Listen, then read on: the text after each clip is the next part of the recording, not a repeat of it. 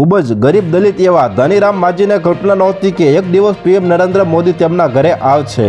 Meeting દરમિયાન PM મોદીએ માજી પરિવારને રામ મંદિર પ્રાણ પ્રતિષ્ઠા મહોત્સવ માટે આમંત્રણ પણ આપ્યું હતું।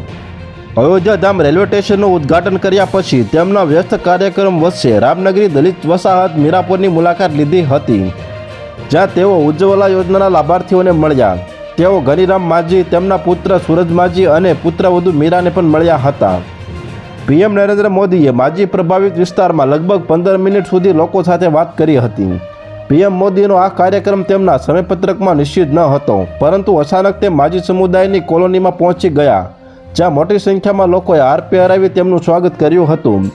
પીએમ મોદીએ વિસ્તારના લોકો સાથે પણ વાત કરી અને બાળકોની સાથે પ્રેમથી મળ્યા પણ હતા।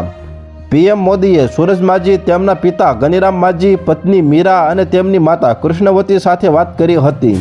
આ પછી પીએમ મોદીએ તેમને રામ મંદિર પ્રાણ પ્રતિષ્ઠા મહોત્સવ માટે આમંત્રણ પણ આપ્યું હતું।